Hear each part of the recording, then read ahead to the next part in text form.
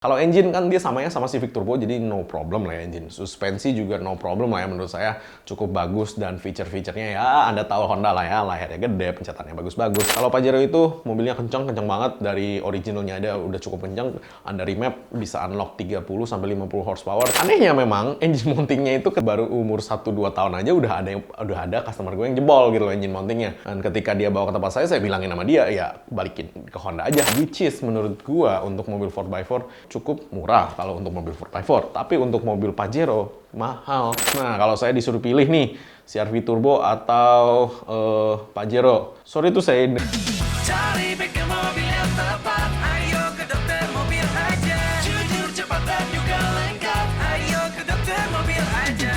Kualitas yang terbaik, harga juga bersahabat. Percayalah, di dokter mobil pasti beres. Hai Lovers, balik lagi dengan saya Lulung Dokter Mobil. Di video kali ini saya akan melakukan komparasi antara Honda CR-V Turbo dengan Mitsubishi Pajero Sport yang baru. Nah, untuk Honda CR-V Turbo ini, SUV yang kita sudah tahu beredar selama beberapa tahun di Indonesia dan cukup populer. Tetapi, seiring berjalannya waktu, saya menjadi tahu problem spesifiknya si mobil ini, yaitu disc brake depan, kiri kanan sama aja, dan engine mounting. Anehnya memang, engine mountingnya itu ketika Anda pakai normal ya, dia baru umur 1-2 tahun aja udah ada customer gue yang jebol gitu loh engine mountingnya. Sampai hari itu kita cari spare partnya nggak ada, dan si Honda pun harus inden gitu loh, karena masih tergolong baru kan, 2 tahun itu kan berarti kan masih garansi kan ya, dan ketika dia bawa ke tempat saya bilangin sama dia, ya balikin ke Honda aja, harusnya kan si Honda masih garansi. Betul, memang si Honda masih garansi, tetapi barangnya juga kosong. Jadi mereka harus inden. Nah, di pasaran nggak mungkin ada barangnya. Karena barang di pasaran itu sudah pasti mengikuti pasar kan. Engine mounting umurnya 2 tahun itu parah. Berarti itu cepat rusak banget gitu loh. Gue nggak tahu gimana dia pakainya atau memang cepat rusak. Dan ini tidak hanya terjadi di 1-2 customer. Ini terjadi di beberapa cabang yang memang dari datanya itu kebanyakan engine mounting setelah tahun kedua itu kena. Nah, kalau disc brake juga sama. Itu biasanya setelah tahun kedua ada yang kena lah, ada yang bunyi-bunyi lah, ada yang direm kurang pakem lah. Itu lebih banyak problemnya sih ke situ sih. Kalau engine kan dia samanya sama Civic Turbo, jadi no problem lah ya engine. Suspensi juga no problem lah ya menurut saya.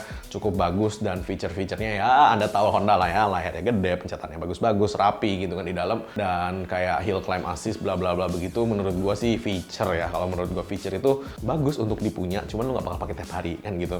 Jadi kalau feature-featurenya sih feature Honda standar lah ya, dia bisa begitu semua.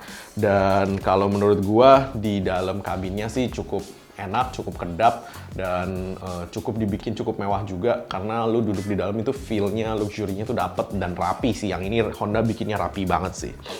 Nah, untuk yang non turbo itu juga ada, cuman mesinnya yang 2000 cc, dan kalau menurut gua kurang seru karena mesin 2000 cc dipasangin di mobil dengan bodi segitu akan menjadi agak-agak ngeden mesinnya dan menjadi agak boros. Nah, kalau menurut gue sih lu beli yang turbo aja, karena engine-nya asik banget dibuat main. Itu oprekannya juga udah banyak, udah ada di mana-mana.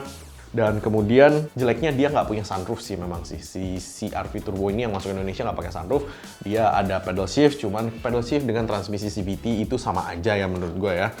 Ya lu bisa naik turunin pedalnya, cuman tetap sama aja sih. Kalau suspensinya si CR-V ini memang jauh lebih bagus lah ya ketimbang mobil-mobil lain di kelasnya. Nah, untuk Mitsubishi Pajero Sport, yes, yang baru nih, yang 2021 kan ada facelift nih. Nah, kalau menurut saya sih ya mereka cuma mainin di facelift, di interior dikit, sama di feature juga sama aja, balik lagi. Engine-nya tetap sama, mereka pakai yang itu juga, itu bisa di remap dan mobilnya cukup kencang. Cuman saya harus kasih tahu dulu, Pajero bukan mobil diesel irit ya, no. Anda kalau mau cari mobil diesel irit bukan cari Pajero, udah pasti. Nah, kalau Pajero itu mobilnya kencang banget, dari originalnya ada udah cukup kencang. Anda remap bisa unlock 30-50 horsepower, tergantung Anda maunya seperti apa. Dan kalau Anda upgrade lagi, bisa lah itu untuk dibuat kencang-kencangan mah bisa banget itu. Nah, tapi problemnya adalah untuk sebagian orang mungkin mereka beli diesel untuk ngirit. Nah, kalau Anda yang butuh irit, saya sarankan jangan beli Pajero. Nah, Pajero itu memang problemnya di limbung ya, itu udah pasti karena berasa banget limbungnya. Terlebih lagi karena jarak kepala sama atap kabin pendek ya, gue nggak suka tuh karena ketika lu goyang-goyang itu rasanya agak-agak mau nabrak ya.